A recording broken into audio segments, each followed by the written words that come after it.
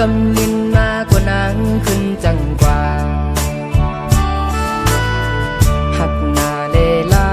ตันนางหักเยาซ้ำขึ้นยันกว่านางเมียดพลอนย้อนได้ตกมาก็อำมีก็หามสีกำปนาเป็นสังก็เอาเจอนางเข้ากินนางทางเจอนางเขาเก่งกว่านางกำลินมากกว่านางตกน้ำตาใจอยู่ป่าอยู่กูนางแปดแลนเมื่อเศร้าห่มไม่ปล่อยแปดใจยาว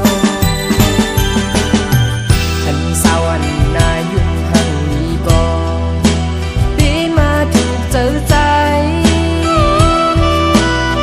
เกี่ยมลบของฟองอันสู่ยุ่มแน่อำเสอหน้าใจกบไล่แห่งสู่กว่าจอมก็มา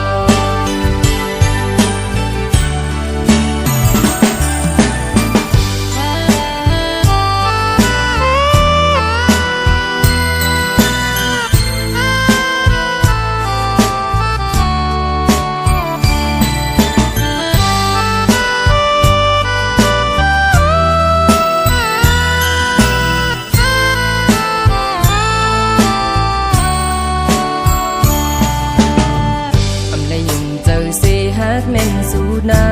งกำลินมากกว่านางขึ้นจังกว่า